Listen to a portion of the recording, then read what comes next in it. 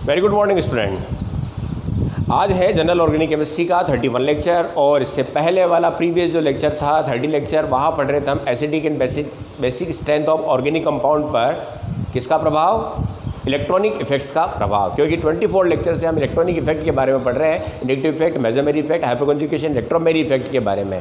और एसिडिक और बेसिक जो आपकी स्ट्रेंथ के क्वेश्चन है, मैंने पहले भी प्रीवियस लेक्चर में कहा है कि बोर्ड के लिए जी और नीट सभी में आपको इसका क्वेश्चन मिलने वाला है। तो लेट्स डिस्कस। आज हम करने वाले हैं, प्रीवियस लेक्चर में हमने जो डिस्कस किया था वो था एल्कोहल की बेसिक नेचर और एसिडिक नेचर के बारे में, एल्कीन की, एल्काइन की यानी कि हाइड्रोकार्बन की एसिडिक और बेसिक नेचर के बारे में। आज सबसे इम्पोर्टेंट चीज़ हम पढ़ने वाले हैं, फिनोल की एसिडिक नेचर को समझेंगे। फिनोल एल्कोहल कंपेयर करेंगे, फिनोल और कार्बोक्सिलिक एसिड में कंपेयर करेंगे। ठीक है, फिनोल के ऊपर किसी सब्स्टिट्यूट का जुड़ा होने पर, ऑर्थो मेटा पैरा पोजीशन पर एसिडिक नेचर पे क्या इफेक्ट होता है उसके बारे में हम डिस्कस करने वाले हैं। तो आप आपकी नोटबुक लेके तैयार हो जाएं। पहला जो चीज़ है हम कंपेयर करने वाले हैं एल्कोहल ROH और फिनोल की एसिडिक और बेसिक नेचर के ऊपर। जैसा कि हमने अल्कोहल में देखा कि ये ड्यूल नेचर रखता है, यानी कि एसिडिक और बेसिक दोनों ही, क्योंकि लॉन पेयर होता है ऑक्सीजन के पास, तो लॉन पेयर जब हैं तो लुइस कहता है कि ये बेसिक नेचर रखेगा। इसके अलावा OH भी दे सकता है तो बेसिक नेचर रखेगा। एस देता है, ठीक है, प्राइमरी वहाँ पर जनरली, तो वह एसिडिक नेचर भी रखता है, तो इसकी ड्यूल नेचर होती है। तो फिनोल की भी इसी तरीके से आपकी ड्यूल नेचर होनी चाहिए, क्योंकि इसके पास भी लॉन पेयर है, ये भी एस दे सकता है और OH दे सकता है। लेकिन बच्चों जनरली क्या होता है, जो कन्फर्म्ड है वो क्या है, एल्कोहल एसिडिक और बेसिक हो सकते हैं, लेकिन जो फिनोल है वो हमेशा क्या होता है, एसिडिक नेचर ही रखता है। आज हम इस रीजन को समझने वाले हैं कि एल्कोहल उभयधर्मी होते हैं जबकि फिनोल जो है वो एसिडिक होता है, ऐसा क्यों। ओके, ये कंपेयर है एल्कोहल और एल्केन जो है आपके एल्केनॉल होते हैं और फिनोल, इनके बीच में एरोमेटिक और एलिफेटिक एल्कोहलों के बीच में मेजर डिफरेंस है। ठीक है, तो पहली चीज़ कि फिनोल का एसिडिक होना, इसको समझेंगे। फिनोल जहाँ पर एरोमेटिक रिंग के साथ ऑक्सीजन के साथ दो लोन पेयर पड़े हुए रहते हैं। क्लियर है बच्चों, ये फिनोल की स्ट्रक्चर है। ठीक है, फिनोल यदि H+ को डोनेट कर दे यानी कि रिलीज कर दे, H+ निकाल दे, तो फिर जो आपका आयन बचता है वो होता है फिनॉक्साइड आयन। ये क्या होगा आपका, फिनॉक्साइड आयन।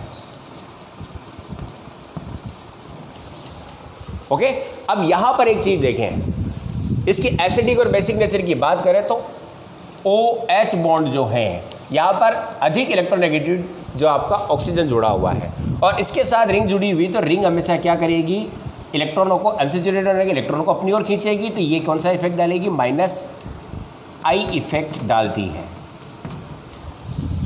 और जब -I इफेक्ट डालती है तो इलेक्ट्रॉन डेंसिटी इस पर क्या हो जाएगी, कम हो जाएगी। इस पर इलेक्ट्रॉन डेंसिटी क्या हो जाएगी, कम हो जाएगी। और इलेक्ट्रॉन अब आसानी से खींचे जा सकते हैं ऑक्सीजन के द्वारा, क्योंकि इसकी इलेक्ट्रॉन नेगेटिविटी बढ़ गई है, इलेक्ट्रॉन डेंसिटी कम हुई है। इलेक्ट्रॉन अंदर की तरफ रिंग की तरफ जाएंगे तो इलेक्ट्रॉन डेंसिटी कम होगी, तो यहाँ पर H का निकलना क्या हो जाएगा, प्रोटॉन का निकलना आसान हो जाएगा, तो ये एसिडिक हो जाता है। पहली चीज़। दूसरी चीज़, यहाँ पर ऑक्सीजन जो है वो sp2 कार्बन से जुड़ा हुआ है। ऑक्सीजन किससे अटैच है, sp2 कार्बन से, और इसके कारण ये ज़्यादा विद्युत ऋणी होने के कारण ये ऑक्सीजन का अटैचमेंट कार्बन के साथ मजबूत हो जाता है, तो ये बॉन्ड नहीं टूट पाएगा, इसीलिए क्या होता है, H+ रिलीज कर देता है। अब सबसे मेजर कारण एक इफेक्ट और रिंग के द्वारा, क्योंकि आप देखें यहाँ पर पाई सिग्मा पाई का कॉन्जुगेशन है, पाई सिग्मा लॉन पेयर का कॉन्जुगेशन है बाहर की तरफ, और जब कॉन्जुगेशन है तो यहाँ पर M इफेक्ट डाला जाएगा। और जब लॉन पेयर युक्त समूह जुड़ा होता है, ग्रुप जुड़ा होता है, तो आपको पता है कि रेजोनेंस जब मेसोमेरी इफेक्ट होता है तो लॉन पेयर किधर जाते हैं, पाई बॉन्ड की ओर, यानी कि ये किधर की ओर जाएंगे, अंदर की ओर जाएंगे। और जब इलेक्ट्रॉन अंदर की ओर जाते हैं तो ये कौन सा इफेक्ट हो जाता है, यहाँ पर रिंग के ऊपर +M इफेक्ट। रिंग पर कौन सा इफेक्ट हो जाएगा, +M इफेक्ट। और +M इफेक्ट होने से इलेक्ट्रॉन अंदर की ओर जाएंगे तो इस पर कौन सा चार्ज आ जाएगा, पॉजिटिव चार्ज। और जब पॉजिटिव चार्ज होगा तो इलेक्ट्रॉन खींचने की ताकत ऑक्सीजन की काफ़ी ज़्यादा हो जाएगी। ठीक, और H आसानी से निकल जाएगा। दूसरी चीज़ इसकी रेजोनेटिक स्ट्रक्चर देखते हैं तो यहाँ पर डबल बॉन्ड की कैरेक्टरिस्टिक प्रॉपर्टी आ जाती है। इसका मतलब C और O का निकलना संभव नहीं है, ये बॉन्ड जो है ब्रेक नहीं होने वाला है। तो ब्रेक कौन होगा? केवल H होगा। तो ऐसी स्थिति के अंदर भी क्या होगा? इसकी एसिडिक नेचर हो जाती है। ये जनरल कारण है इसके, ठीक। तो फिनोल एसिडिक होगा। कंपेयर करें ROH के साथ तो ROH, यहाँ पर R जो ग्रुप है इसका इसके ऊपर, जैसे कि आपका यहाँ पर CH2 है, यहाँ पर मैंने CH3 है, तो यहाँ पर इसका क्या होगा? Plus I effect, inductive effect होगा, जिससे कि यहाँ पर इलेक्ट्रॉन डेंसिटी बढ़ेगी। वहाँ कम हो रही है, यहाँ बढ़ जाती है, बढ़ जाती है, इसकी इलेक्ट्रॉन खींचने की ताकत जो होगी वो कम हो जाएगी। तो यहाँ से H का निकलना आसान नहीं है। इलेक्ट्रॉन डेंसिटी बढ़ने के साथ साथ बेसिक नेचर बढ़ती है, तो यहाँ पर इसीलिए H निकलना आसान नहीं होगा। तो ये आपका एसिडिक नेचर नहीं दर्शाने वाला है। जबकि वहाँ पर इलेक्ट्रोनेगेटिविटी बढ़ रही है, इलेक्ट्रॉन डेंसिटी कम हो रही है। यहाँ पर इलेक्ट्रॉन डेंसिटी बढ़ा रहा है ये, तो R समूह के कारण डेंसिटी बढ़ने से इसकी बेसिक नेचर बढ़ जाती है, तो एसिडिक नेचर क्या हो जाएगी? इसकी कम हो जाएगी, ठीक है। इसीलिए अल्कोहल जनरली उभयधर्मी होते हैं, यानी कि एसिडिक और बेसिक हो सकते हैं, जबकि फिनोल हमेशा क्या होता है? एसिडिक होता है। ये 3 मेन रीज़न है। अब एक चीज़ और है, फिनोल से फिनोक्साइड आयन ज़्यादा स्टेबल होता है। ये आपका मुख्य कारण होगा फिनोल की एसिड नेचर को समझाने के लिए, कि फिनोल से फिनोक्साइड आयन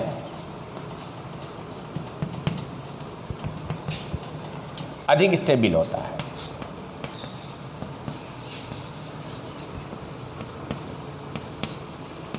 और इसी कारण ये H+ क्या करता है? रिलीज कर देता है और एसिड बन जाता है। ये एक क्वेश्चन और है आपका बोर्ड में कि क्या कारण है कि फिनोल से फिनोक्साइड आयन अधिक स्टेबल होता है। ओके, तो हम इस चीज़ को समझते हैं। फिनोल की रेजोनेटिक स्ट्रक्चर को देखें और फिनोक्साइड की रेजोनेटिक स्ट्रक्चर को देखें तो आपको पता चल जाएगा कि फिनोक्साइड आयन ज़्यादा स्टेबल है। ध्यान से देखें, और रेजोनेटिक स्ट्रक्चर आप बनाना सीखे भी सही, वैसे मैंने पहले भी आपको बता रखा है, लेकिन रेजोनेंस को शो करना आना चाहिए। जैसे आपका ये फिनोल है, अब आप इसकी बनाते हैं। ये आपका फिनोल OH, इसके पास क्या है? 2 इलेक्ट्रॉन लोन पेयर पड़े हुए हैं और ये कॉन्जुगेशन है। तो फिनोल में कॉन्जुगेशन होने से इसकी रेजोनेटिक स्ट्रक्चर में क्या होगा? लोन पेयर सबसे पहले कहाँ आएगा? ऑर्थो पोजीशन पर, क्योंकि लोन पेयर, सिग्मा बॉन्ड और डबल बॉन्ड जब कॉन्जुगेशन में हो तो इलेक्ट्रॉन किधर रन करते हैं? डबल बॉन्ड की ओर। तो मेजरमेंट इफेक्ट मैंने आपको इसको बता दिया है। तो यहाँ पर कितना पेयर रहेगा? 1 पेयर, और चूंकि इसने दिया है तो इस पर कौन सा जाएगा? Positive charge. और यहाँ पर आपका क्या होगा? इलेक्ट्रॉन पेयर आ जाएगा और नेगेटिव चार्ज हो जाएगा, और बाकी आपके अल्टरनेट क्या हो जाएंगे? यहाँ पर पाई बॉन्ड हो जाएंगे। फिर उसके बाद सेकंड, ये एज इट इज रहेगा, और यहाँ पर लोन पेयर और यहाँ पर पाई बॉन्ड है, तो इलेक्ट्रॉन किधर रन करेंगे? अब इधर, तो इधर रन करते हुए आए तो यहाँ पर क्या आ गया? आपका लोन पेयर, नेगेटिव चार्ज, और ये आपका रह गया पाई बॉन्डिंग। ओके, अब वापस यहाँ पर आपका डबल बॉन्ड है और ये लोन पेयर मूव करेगा पाई की ओर, तो अगली स्ट्रक्चर क्या हो जाएगी? आपका लोन पेयर इधर आ गया और यहाँ पर आ गया नेगेटिव चार्ज, और ये आपके अल्टरनेटिव क्या रह जाएंगे? पाई बॉन्ड और पॉजिटिव चार्ज, ठीक है। और इसकी रेजोनेटिक हाइब्रिड स्ट्रक्चर जो बनेगी वो ये हो जाएगी। अल्टरनेटिव अंदर का चलेगा आपका माइनस चार्ज, यहाँ पर आपका पार्सली पाई बॉन्ड और O, और यहाँ पर क्या होगा? आपका प्लस चार्ज, यहाँ पर आपका आंशिक माइनस चार्ज चलता चलेगा। ये फिनोल की आपकी क्या है? रेजोनेंस स्ट्रक्चर है। अब बात करें फिनोक्साइड की, तो फिनोक्साइड का कंपेयर करें तो हम देखें फिनोक्साइड में आपका ये O है, इसके पास 3 लोन पेयर पड़े हुए हैं और नेगेटिव चार्ज है, और अल्टरनेटिव क्या है? यहाँ पर पाई बॉन्ड है। इसी तरह से रेजोनेंस होगा, अंदर की तरफ जाएगा तो ये सेम 3 स्ट्रक्चर बनेगी। यहाँ पर O है, इसके पास अब कितने पेयर रह जाएंगे? 2, क्योंकि एक अंदर चला गया, यहाँ आ गया। यहाँ पर क्या आ गया? आपका नेगेटिव चार्ज, और ये अल्टरनेटिव आपके क्या रह जाएंगे? यहाँ पर पाई बॉन्ड। फिर next same as it is, यहाँ पर 2 लोन पेयर रहेंगे, ये इलेक्ट्रॉन यहाँ आ जाएगा और ये आपके अल्टरनेटिव पाई बॉन्ड और ये नेगेटिव चार्ज होगा। फिर नेक्स्ट ये आपका डबल बॉन्ड 2 लोन पेयर के साथ, यहाँ पर आपका इलेक्ट्रॉन पेयर मूव करेगा तो यहाँ पर इलेक्ट्रॉन पेयर आ जाएगा, यहाँ पर नेगेटिव चार्ज रहेगा और ये अल्टरनेट पाई बॉन्ड, और इसका रेजोनेटिंग हाइब्रिड स्ट्रक्चर जो बनेगी वो ये हो जाएगी, यहाँ पर आपका माइनस चलेगा और ऑक्सीजन की तरफ पासली बॉन्ड रहेगा और यहाँ पर आपके 2 लोन पेयर रहेंगे। अब आप देखें ये फिनॉल है और ये फिनॉक्साइड की रेजोनेटिंग स्ट्रक्चर है, दोनों में डिफरेंस क्या है? मेजर डिफरेंस क्या है? यहाँ पर चार्ज डिस्ट्रीब्यूशन है, प्लस भी है और माइनस भी है। तो बच्चों एक चीज़ ध्यान रखिए, जब भी रेजोनेंस स्ट्रक्चर में पॉजिटिव चार्ज आता है तो रेजोनेंस को कम कर देता है, इलेक्ट्रॉन डेंसिटी को घटा देता है, यानी कि उसकी स्टेबिलिटी क्या हो जाती है? कम हो जाती है, स्टेबिलिटी कम हो जाएगी। पहली चीज़, अगर पॉजिटिव है, अगर उस स्ट्रक्चर में पॉजिटिव और नेगेटिव दोनों है तो उससे थोड़ा सा ज़्यादा स्टेबल होगा, स्टेबिलिटी सबसे कम होगी, ये स्टेबल होगा। और केवल नेगेटिव चार्ज है तो ये सबसे ज़्यादा मोर स्टेबल होगा। ये क्रम ध्यान रखें आप। रेजोनेटिंग स्ट्रक्चर की अगर आपको स्टेबिलिटी को पूछा जाए कि कौन सी संरचना ज़्यादा स्थायी है, तो वहाँ पर आप देख सकते हैं जहाँ पर इलेक्ट्रॉन डेंसिटी सबसे ज़्यादा है वो सबसे ज़्यादा स्थायी होगा। और अगर उस अनुनादी संरचना में पॉजिटिव चार्ज चल रहा है केवल, तो वह लेस स्टेबल होगा। पॉजिटिव और नेगेटिव दोनों ही है तो वह आपका क्या होगा? उससे थोड़ा सा ज़्यादा स्टेबल होगा। और नेगेटिव चार्ज है केवल, तो इलेक्ट्रॉन डेंसिटी ज़्यादा है, वह सबसे ज़्यादा स्टेबल होगा। तो यहाँ पर क्या है? प्लस और माइनस है, तो आवेश का वितरण हो गया है, यानी कि चार्ज डिस्ट्रीब्यूशन है। और चार्ज डिस्ट्रीब्यूशन के कारण ये रेजोनेंस स्ट्रक्चर क्या होगी? कम स्थायी होगी, जबकि यहाँ पर केवल क्या चल रहा है? नेगेटिव चल रहा है। तो नेगेटिव है तो ये ज़्यादा स्टेबल होगी। और इसीलिए हम क्या कहेंगे, फिनॉल से फिनॉक्साइड आयन की जो स्ट्रक्चर है, ये फिनॉक्साइड आयन क्या होता है? ज़्यादा स्थायी होता है। कारण क्या लिखोगे? फिनॉल के अनुनादी संरचनाओं में प्लस व माइनस, धन व ऋण आवेश वितरित होने के कारण उसकी स्टेबिलिटी कम होती है, जबकि फिनॉक्साइड में केवल ऋणावेश का वितरण होता है। अतः इलेक्ट्रॉनिक घनत्व ज़्यादा होने से इसकी स्टेबिलिटी क्या होती है? बढ़ जाती है। इसीलिए फिनॉल तुरंत क्या करता है? फिनॉक्साइड आयन के अंदर इस रूप में बदल जाएगा और H+ को डोनेट कर देता है। इसीलिए फिनॉल क्या हो जाता है? एसिडिक हो जाता है। समझ में आया? आप इसका स्क्रीनशॉट ले लें रेजोनेंस स्ट्रक्चर का। अब आपको रीजन बता देता हूँ मैं सारे ही। अगर आपसे क्वेश्चन पूछा जाता है कि फिनॉल से एसिडिक क्यों होता है, या फिनॉक्साइड आयन अधिक स्टेबल क्यों होता है, या एल्कोहल उभयधर्मी होता है जबकि जो आपका फिनॉल है वो केवल एसिडिक होता है, ऐसा क्यों? ले लिया स्क्रीनशॉट। अब आप इसके रीजन देख लें तो आपको रीजन क्या मिलेगा? पहला, नंबर 1, बेंजीन वलय का, बेंजीन रिंग जो है, बेंजीन वलय का माइनस आई प्रभाव होने से पहला इलेक्ट्रॉन अंदर की ओर जाएंगे। नंबर 2, OH समूह sp2 हाइब्रिड कार्बन से जुड़ा होने से, जिससे इलेक्ट्रोनेगेटिविटी बढ़ जाती है। तीसरा कारण,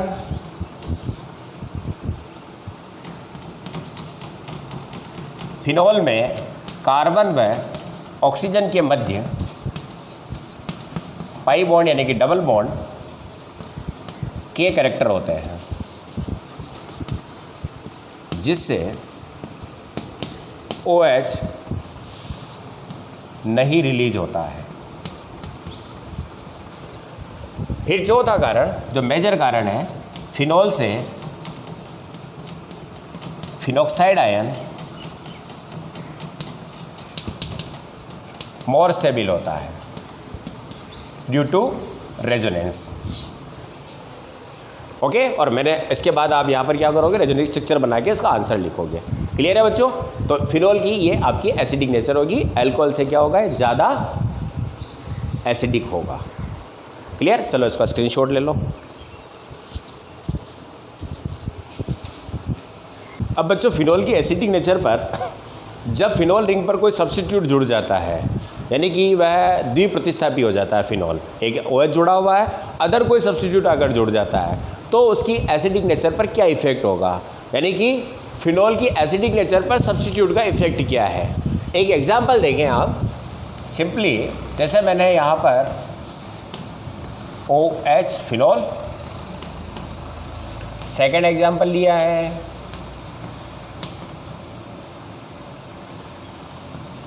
पैरामेथॉक्सीफिनॉल, अगला एग्जांपल लिया है पैराक्रिसोल, पैरानाइट्रोफिनॉल।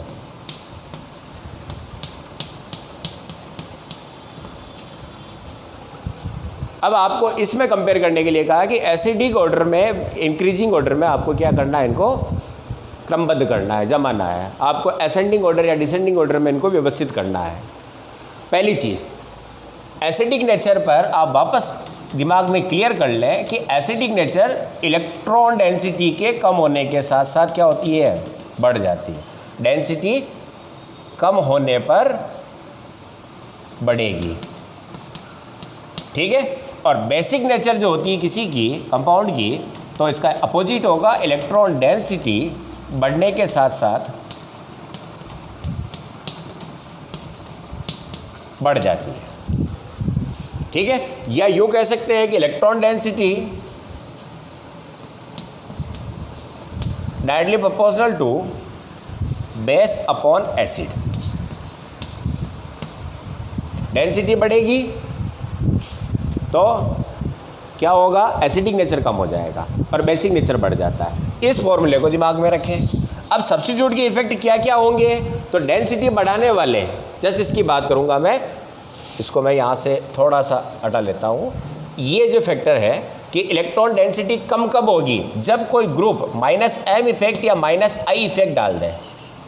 -m या -i इफेक्ट अगर डालता है तो वह इलेक्ट्रॉन डेंसिटी को क्या करेगा, कम करेगा, और इसके साथ साथ एसिडिक नेचर क्या हो जाएगी, बढ़ जाएगी। सिंपल सा ध्यान रखें। और इलेक्ट्रॉन डेंसिटी बढ़ाने का काम कौन से ग्रुप करेंगे, तो +m हाइपर कॉन्जुगेशन और +i इफेक्ट अगर है तो इसके साथ साथ एसिडिक नेचर कम हो जाएगी और बेसिक नेचर बढ़ जाएगी, ओके। और मेसोमेरी इफेक्ट, इंडक्टिव इफेक्ट का अगर आप उस वीडियो को देखें तो वहाँ पर आपको ग्रुप का पता चल जाए कौन से ग्रुप। अब जस्ट यहाँ बात करते हैं, OH कोई ग्रुप अटैच नहीं है, यहाँ पर आपका OCH3 ग्रुप है। इसके द्वारा जो इफेक्ट डाला गया है वो क्या होगा, OCH3 का एक तो -i इफेक्ट होगा ऑक्सीजन की विद्युत ऋणता के कारण, और लोन पेयर के कारण इलेक्ट्रॉन की तरफ मूव करेंगे, +m इफेक्ट होगा। क्लियर है बच्चों। OCH3 ग्रुप कौन सा इफेक्ट डालेगा, एक तो -i इफेक्ट डालेगा क्योंकि ऑक्सीजन इलेक्ट्रोनेगेटिव है, और दूसरा है यहाँ पर +m इफेक्ट जो कि पेयर के कारण कॉन्जुगेशन में होने से मेसोमेरी होगा, ओके। दूसरी चीज यहाँ पर देखें तो CH3 ग्रुप जो है वो कौन सा इफेक्ट डालेगा, +i इफेक्ट डालेगा, क्लियर। और कॉन्जुगेशन यहाँ पर डबल बॉन्ड के साथ होने के कारण एक कौन सा ग्रुप डालेगा, है हाइपर कॉन्जुगेशन, क्योंकि अगर आप इस पाई बॉन्ड को देखें चाहे इधर पाई बॉन्ड को देखें तो पाई बॉन्ड के साथ अटैच कार्बन से जुड़ने वाला है, तो ये अल्फा हाइड्रोजन है 3, तो यहाँ पर 3 अल्फा हाइड्रोजन का हाइपर कॉन्जुगेशन इफेक्ट होगा। अब बात करते हैं NO2 की, तो NO2 के बारे में आपको पता है, नाइट्रोजन -i इफेक्ट डालेगा, और चूंकि NO2 की स्ट्रक्चर को अगर आप देखें तो इस तरह से होगी, तो कॉन्जुगेशन ऑफ पाई बॉन्ड होने से विद्युत ऋणी की तरफ इलेक्ट्रॉन बाहर की तरफ खींचेगा, तो ये कौन सा इफेक्ट डालेगा, -m इफेक्ट डालेगा। अब ओवरऑल क्या हुआ, इसके द्वारा -i ने इलेक्ट्रॉन घनत्व कम किया, +m ने क्या किया, यहाँ पर इलेक्ट्रॉन घनत्व को बढ़ाया है। तो सबसे पहली चीज़ है कि यहाँ से 3 कार्बन के बाद -i इफेक्ट इसका डाला जा रहा है, तो डिस्टेंस बढ़ने के साथ साथ इंडक्टिव इफेक्ट क्या हो जाता है, कम हो जाता है। इंडक्टिव इफेक्ट सबसे ज़्यादा कहाँ रहेगा, ऑर्थो पर, फिर कहाँ रहेगा, मेटा पर, और फिर कहाँ रहेगा, पैरा पर। इसका मतलब यहाँ पर इस केस में +m इफेक्ट ज़्यादा इफेक्टिव है, किससे, -i से। मेसोमेरी इफेक्ट ज़्यादा इफेक्टिव होगा, ठीक है। आई इफेक्ट डिस्टेंस बढ़ने के साथ साथ इसका बहुत कम है। इसके अलावा ऑक्सीजन के साथ एक CH3 समूह लग गया है, तो इसने इसकी इलेक्ट्रोनेगेटिव कम कर दिया है, तो इफेक्ट को और कम कर दिया है, -i को। तो ओवरऑल यहाँ पर इलेक्ट्रॉन डेंसिटी क्या होगी, इंक्रीज होगी। इलेक्ट्रॉन डेंसिटी क्या हो जाएगी, प्लस हो जाएगी, ध्यान रखें। और इलेक्ट्रॉन डेंसिटी प्लस होने के साथ साथ इसकी नेचर क्या हो जाएगी, लेस एसिडिक होगी और बेसिक नेचर बढ़ेगी। सेकेंड केस, यहाँ पर इसके द्वारा एक तो +i इफेक्ट डाला जा रहा है, और दूसरा क्या है, +i, चूंकि ये थर्ड पोजीशन पर है, पैरा पोजीशन पर, इसलिए कम होगा, लेकिन प्लस बढ़ाने वाला ग्रुप है। और H इफेक्ट वापस वही डबल बॉन्ड के साथ है, तो ये अल्फा कार्बन है, तो यहाँ पर 3 अल्फा हाइड्रोजन का हाइपर कॉन्जुगेशन होगा। ओवरऑल इन्होंने क्या किया, इलेक्ट्रॉनिक डेंसिटी को क्या कर दिया, बढ़ा दिया है। पर किसके कारण बढ़ा है, I इफेक्ट के कारण और H इफेक्ट के कारण। ये मेसोमेरी से कम होते हैं, मेसोमेरी इफेक्ट सबसे ज़्यादा होता है। यहाँ पर बात करें तो नाइट्रोजन के द्वारा -i इफेक्ट, NO2 के द्वारा, और कौन सा इफेक्ट है, कॉन्जुगेशन में इलेक्ट्रॉन बाहर की तरफ मूव कर रहे हैं, तो -i इफेक्ट है। और दोनों ही इफेक्ट ने क्या किया है, इलेक्ट्रॉन डेंसिटी को क्या कर दिया है, बहुत यार, इन्हें बढ़ाया, इसने बढ़ाया, और इसने क्या किया है, कम किया है। पर कौन आएगा, तो यहाँ पर दो ग्रुप ऐसे हैं, ये और ये, जिन्होंने इलेक्ट्रॉन डेंसिटी को बढ़ाया है, यहाँ पर किसी ने नहीं बढ़ाया है। इसका मतलब यहाँ पर डेंसिटी सबसे कम है, ये ज़्यादा है, ये ज़्यादा है, तो सेकंड पर कौन हो जाएगा आपका? फिनॉल। ठीक है बच्चों। अब थर्ड पर कौन आ जाएगा? डेंसिटी कहाँ बढ़ी है ज़्यादा, तो यहाँ पर केवल इंडक्टिव इफेक्ट था, यहाँ पर प्लस एम इफेक्ट है। और प्लस एम इफेक्ट क्या होता है? इंडक्टिव और हाइपर कॉन्जुगेशन से ज़्यादा वैल्यू रखता है। तो आपको थर्ड नंबर पर कौन आ जाएगा आपका? पैरामेथॉक्सीफिनॉल। ओके। और लास्ट आपका जहाँ पर सबसे ज़्यादा इलेक्ट्रॉनिक डेंसिटी बढ़ी है, और वो कौन है आपका? सॉरी, यहाँ पर आपका क्या जाएगा? CH3, जो कि हाइपर इंडक्टिव कारण क्रिसोल। और लास्ट आपका रहेगा पैरामेथॉक्सीफिनॉल, जो कि लॉन पेयर के कारण क्या कर रहा है? एम इफेक्ट डाल रहा है। तो ऑर्डर हो जाएगा आपका ये, सबसे ज़्यादा नाइट्रोफिनॉल, फिर फिनॉल, फिर उसके बाद आपका पैराक्रिसोल, और लास्ट क्या रहेगा आपका? पैरामेथॉक्सीफिनॉल। समझ में आ गया? तो इस टाइप का क्वेश्चन मैंने कहा ना आपको हर एग्जाम में मिलने वाला है। और आपको सिंपली ध्यान रखना है कि इलेक्ट्रॉन डेंसिटी घट रही है या बढ़ रही है, और घटाने वाले कौन है? -m और -I। और ये कौन से ग्रुप है? तो मैंने कहा कि इनको अच्छी तरह से देख ले, जिनके पास पाई बॉन्ड है, लोन पेयर नहीं है और कॉन्जुगेशन में हो जाते हैं, वो -m इफेक्ट डालते हैं। और इलेक्ट्रोनेगेटिव सारे ही जो आपके हैं वो सब क्या डालेंगे? -I effect. ठीक। और बढ़ाने वाले में +m, जिनके पास लोन पेयर होता है, कॉन्जुगेशन में आ जाते हैं। अल्फा हाइड्रोजन होने पर हाइपर कॉन्जुगेशन और इंडक्टिव इफेक्ट। और इनका ऑर्डर भी ध्यान रखें, सबसे ज़्यादा क्या रखेगा प्रभाव? m इफेक्ट, फिर हाइपर कॉन्जुगेशन, फिर इंडक्टिव इफेक्ट। ठीक है बच्चों। अब तीसरे स्टेप का क्वेश्चन जो आपसे इससे पूछा जाता है, ये सेकंड स्टेप का क्वेश्चन था। थर्ड स्टेप क्या है कि जब एक सब्स्टिट्यूट है और ऑर्थो, पैरा और मेटा पोजीशन पर हो, तो उसकी एसिडिक या बेसिक नेचर पर क्या इफेक्ट होने वाला है। तो सबसे पहले आप इसका स्क्रीनशॉट लें, फिर बात करते हैं अपन वन सब्स्टिट्यूट, और वो भी कहाँ है? अलग अलग पोजीशन पर हो। ठीक है, स्क्रीनशॉट ले लें। इनॉल पर कोई एक सब्स्टिट्यूट है और वो अलग अलग पोजीशन पर है। एग्जाम्पल के रूप में ये फिनॉल, और यहाँ पर आपका क्या है? CH3 cresol, ऑर्थोक्रिसोल।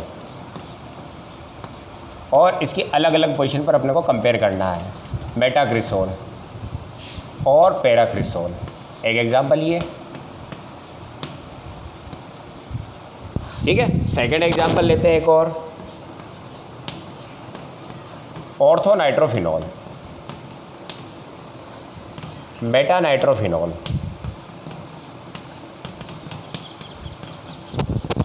और पैरानाइट्रोफिनॉल।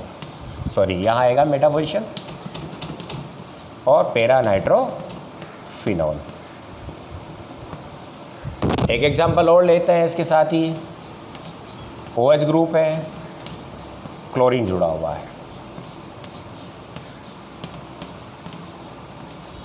मेटा पर और पैरा पर। अब आपको इसकी एसिडिक नेचर को फिनॉल के साथ कंपेयर करना है। ठीक है बच्चों। एक आपका फिनॉल है सभी जगह पर,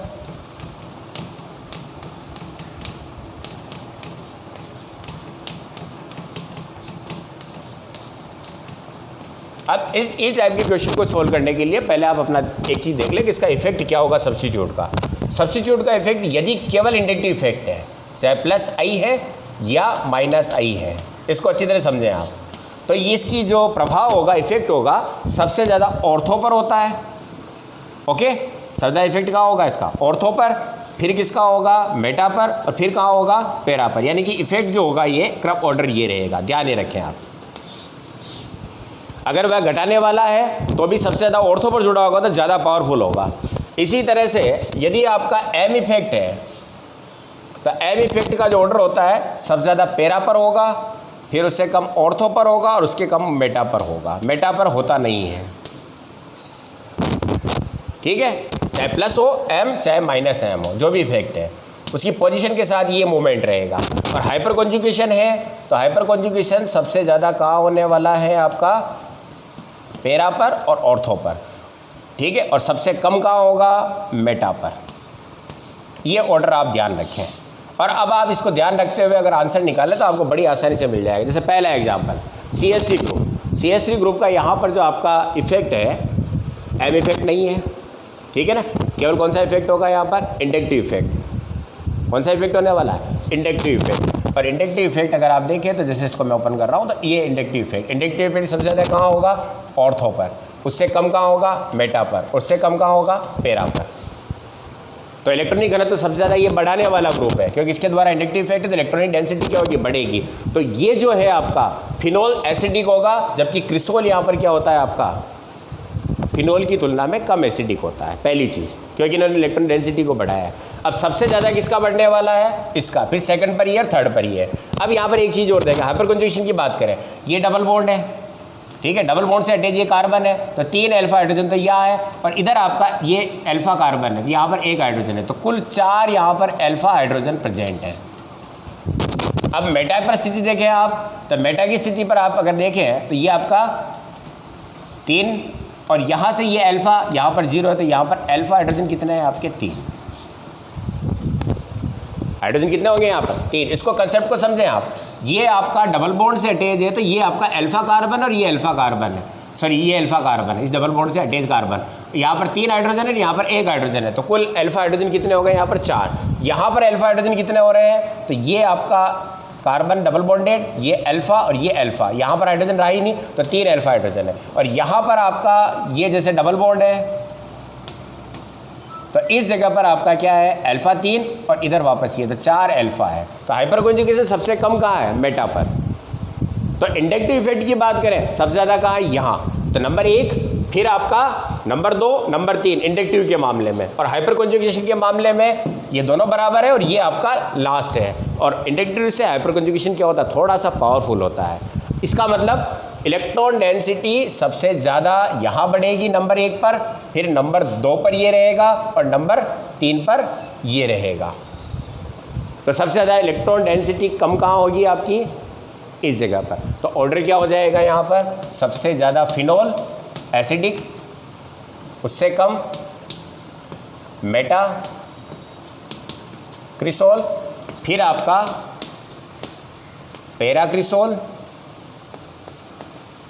और लास्ट आपका क्या रहेगा ऑर्थो क्रिसोल। ये ऑर्डर आ जाएगा, कारण इंडक्टिव इफेक्ट और हाइपर कंजुगेशन के कारण। सेकंड देखते हैं आप, नाइट्रो समूह। नाइट्रो समूह का इफेक्ट -I है और -M है। यहां पर -I ज़्यादा है -M से, लेकिन दोनों ही इलेक्ट्रॉन को कम कर रहे हैं। यहाँ पर -I इफेक्ट है, -M नहीं होने वाला है, क्योंकि इस पोजीशन पर, मेटा पोजीशन पर आपका -M इफेक्ट नहीं होगा। और यहाँ पर -M ज़्यादा है, किससे, -I से। तो सबसे ज़्यादा इलेक्ट्रॉन डेंसिटी कहाँ कम होगी, यहाँ पर, फिर सेकंड नंबर पर क्या होगी, यहाँ पर, और थर्ड नंबर पर क्या होगी, यहाँ पर। तो इसका ऑर्डर क्या हो जाएगा आपका, इस वाले का ऑर्डर सबसे ज़्यादा पैरा नाइट्रोफिनोल, सेकंड पर ऑर्थो नाइट्रोफिनोल, और फिर last Meta nitrophenol. Okay,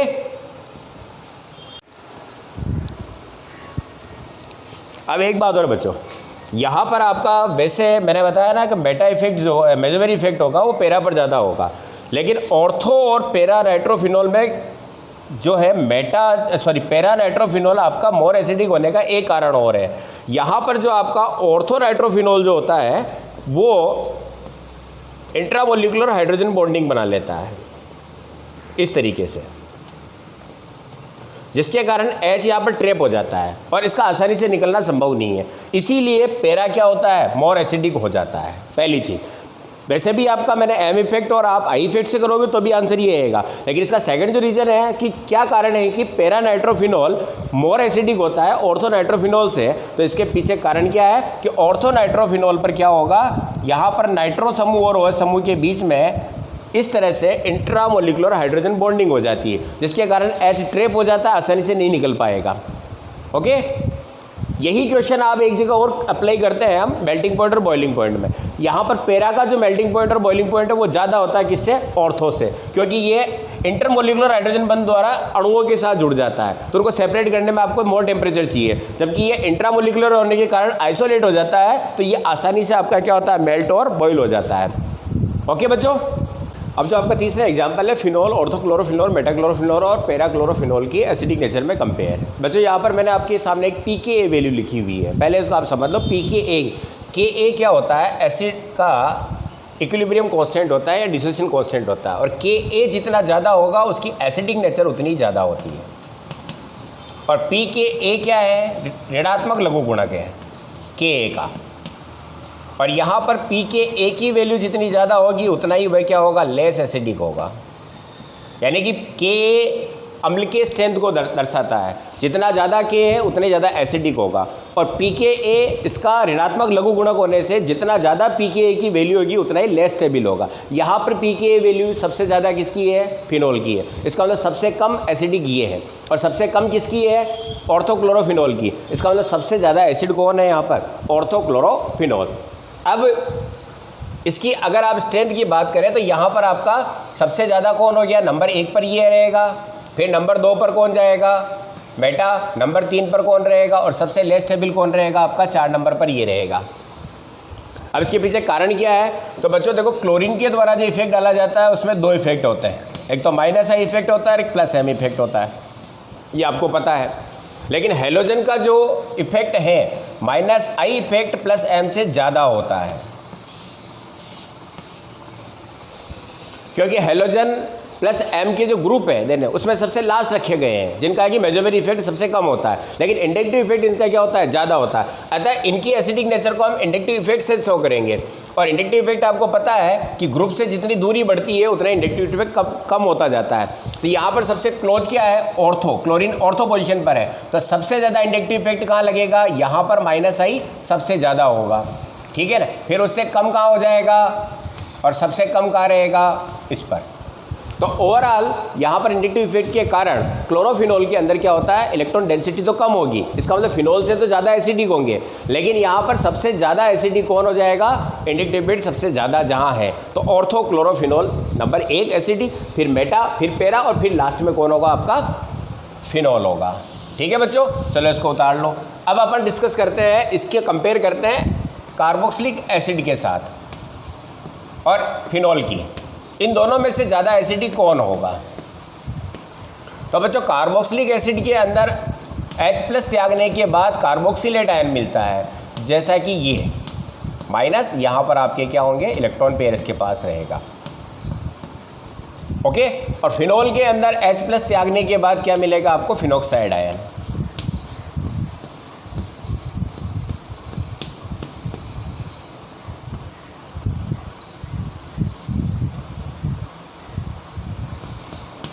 okay, phenoxide ion और कार्बोक्सिलेट आयन। अब इनकी रेजोनेटिव स्ट्रक्चर को चेक करें तो इसकी 2 नदी संरचनाएं होगी, एक ऊपर बना रखी है मैंने, दूसरी होगी ये, यहां से इलेक्ट्रॉन किधर मूव कर जाएगा, इस ओर, तो यहां पर आपका क्या आ जाएगा, नेगेटिव चार्ज, और यहां पर आपका लोन पेयर आ जाएगा। तो 2 अनुनादी संरचनाएं हैं, और यहां पर हम देखते हैं कि अनुनादी संरचनाओं में माइनस चार्ज कहाँ है, ऑक्सीजन पर है, और दोनों ही क्या है, समरूप है, एक जैसी है, असमान नहीं है, समान अनुनादी संरचना है। तो जहां पर नेगेटिव चार्ज अधिक विद्युत ऋणी पर हो, ज़्यादा अनुनादी ऊर्जा मुक्त होती है, और जो संरचनाएं जितनी ज़्यादा समान तल पर होती है उसकी अनुनादी संरचनाएं उतनी ज़्यादा होती है। इसका मतलब दोनों संरचनाएं जो है वो ज़्यादा स्टेबल है। क्यों, क्योंकि नेगेटिव चार्ज कहाँ है, ऑक्सीजन पर है। अब इसको देखें तो इसकी रेजोनेटिव स्ट्रक्चर आपने बना के देख ली है। यहाँ पर ये होता है कि नेगेटिव चार्ज ऑर्थो पर, मैं कमेंट बना रहा हूँ, या पैरा पर होगा, ठीक है ना, और ये इलेक्ट्रॉन पेयर यहाँ रोटेट करते हैं, आपको पता है इस चीज़ की।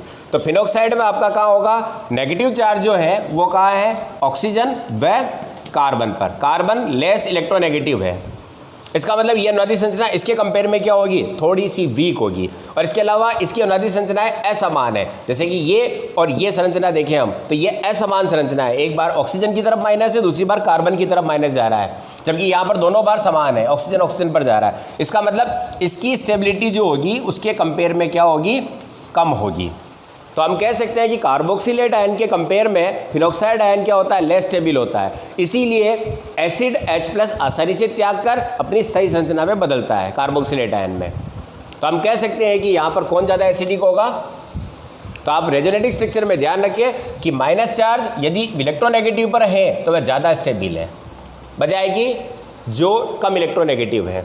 इसके अलावा जिनकी संरचनाएं समान होती है समान संरचना का मतलब जैसे यहाँ पर ऑक्सीजन पर माइनस एक जैसी है, जबकि यहाँ पर आपका एक बार ऑक्सीजन पर माइनस है, दूसरी बार कार्बन पर माइनस आ रहा है, तो ये असमान संरचनाएं होगी, तो इनकी स्टेबिलिटी क्या होती है, कम होती है। तो हम कह सकते हैं कि फिनोल से ज़्यादा कार्बोक्सिलिक एसिड क्या होते हैं, एसिडिक होंगे, ज़्यादा एसिडिक होंगे।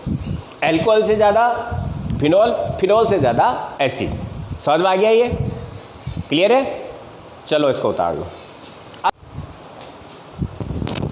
अब बच्चों इस एग्जाम्पल को अगर आप देखें, फिनोल, फिर आपका ऑर्थोक्लोरो, ऑर्थोफ्लोरो, ऑर्थोब्रोमो और ऑर्थोआइडोफिनोल। यहाँ पर pKa की वैल्यू मैंने यहाँ पर नीचे लिखी हुई है, जहाँ पर सबसे कम pKa की वैल्यू कहाँ आ रही है, आप देखें इसको, तो यहाँ पर आपको मिलेगी ब्रोमो की, फिर उससे ज़्यादा किसकी है, आइडो की, फिर उससे ज़्यादा आपकी क्लोरो की, फिर फ्लोरीन की। अब इसके पीछे कारण क्या है बच्चों, देखो यहाँ पर हेलोजन का इंडक्टिव इफेक्ट तो है ही, माइनस है इफेक्ट, लेकिन जितनी ज़्यादा विद्युत ऋणता बढ़ती है तो इस पोजीशन पर क्या करता है, ये इंटरमोलिकुलर हाइड्रोजन बॉन्ड बना लेता है। और आपको पता है हाइड्रोजन बॉन्ड कब मजबूत हो जाता है, जब इलेक्ट्रोनेगेटिविटी ज़्यादा हो। तो सबसे ज़्यादा मजबूत हाइड्रोजन बॉन्डिंग कहाँ होगी, यहाँ पर, जिसके कारण ये H आसानी से रिलीज नहीं हो पाता है। ठीक है, इसी कारण इसकी क्या होगा, एसिडिक नेचर कम हो जाती है और pKa की वैल्यू बढ़ जाती है। तो हाइड्रोजन बॉन्डिंग ऑक्सीजन की सबसे ज़्यादा किसकी होगी, फ्लोरीन की, फिर उसके बाद किसकी होगी, क्लोरीन की, फिर उससे कम किसकी हो जाएगी, ब्रोमीन की, और सबसे कम किसकी होगी, आयोडीन की। यानी कि सबसे मजबूत H बॉन्डिंग कहाँ पाई जाएगी, इंट्रामोलिकुलर H बॉन्डिंग ऑर्थोफ्लोरोफिनोल में पाई जाती है। और जैसे जैसे H बॉन्डिंग मजबूत होती है वैसे वैसे एसिडिक स्ट्रेंथ कम हो जाती है, एसिडिक स्ट्रेंथ क्या हो जाएगी, कम हो जाएगी। ओके, तो यही कारण है कि यहाँ पर ऑक्सीजन और फ्लोरीन के बीच में H आने पर मजबूत हाइड्रोजन बॉन्डिंग होने से H रिलीज नहीं हो पाता है। फिर उससे कम है क्लोरीन और ऑक्सीजन के बीच, फिर आपका ब्रोमीन। और अब यहाँ पर एक चीज़ देखें, सबसे पुअर हाइड्रोजन बॉन्डिंग आयोडीन के साथ होगी, इसका मतलब ये एसिडिक ज़्यादा होना चाहिए किससे, ब्रोमीन से, ब्रोमोफिनोल से, लेकिन ये यहाँ पर कम होता है। इसके पीछे कारण ये है बच्चों कि यहाँ पर आयोडीन का +M इफेक्ट बढ़ जाता है। ठीक है ना, बड़ा आकार होने से इलेक्ट्रॉन जो आपकी यहाँ पर चारों ओर है, तो वो इलेक्ट्रॉन क्या होते हैं, इसके साथ रिंग के अंदर आ जाते हैं, तो थोड़ा सा इलेक्ट्रॉनिक डेंसिटी को बढ़ा देता है। और इसी कारण यहाँ पर क्या होगा, आयोडीन ब्रोमोफिनोल की तुलना में लेस एसिडिक हो जाता है। तो नंबर 1 एसिडिक कौन है यहाँ पर, नंबर 1 पर आपका कौन जाएगा, सबसे पहले वैल्यू देखें ब्रोमो, फिर आपका आइडो, फिर आपका क्लोरो, और फिर आपका नंबर 4 पर फ्लोरीन, और नंबर 5 पर आपका फिनोल होगा। क्लियर है बच्चों? तो यहाँ पर हाइड्रोजन बॉन्डिंग के कारण एसिडिक स्ट्रेंथ में चेंज आया है। अब आप एक चीज़ देखें कि आज जो आपका पूरा लेक्चर था वो था फिनोल के ऊपर, फिनोल की एसिडिक नेचर के ऊपर, जहाँ पर हमने कई तरीके से फिनोल का अल्कोहल के साथ कंपेयर किया, फिनोल पर अलग अलग सब्स्टिट्यूट होने पर, अलग अलग जगह पर होने पर, इस तरह से हमने सारे ही फिनोल के एसिडिक नेचर को चेक किया है। अब नेक्स्ट सबसे इंपॉर्टेंट जो आपकी एसिडिक नेचर को पढ़ने वाले हैं हम, कार्बोक्सिलिक अम्ल। कार्बोक्सिलिक एसिड की एसिडिक नेचर, जहाँ पर मैक्सिमम क्वेश्चन आपको एसिडिक और बेसिक स्ट्रेंथ से जो आते हैं, या तो बेसिक से आपको एमीन से मिलेगा, एनिलीन से मिलेगा, और एसिड में आपको अधिकांश से कहाँ मिलता है, कार्बोक्सिलिक एसिड से। तो कार्बोक्सिलिक एसिड की एसिडिक नेचर के लिए आप नेक्स्ट वीडियो में बने रहें। ओके, चलो थैंक यू।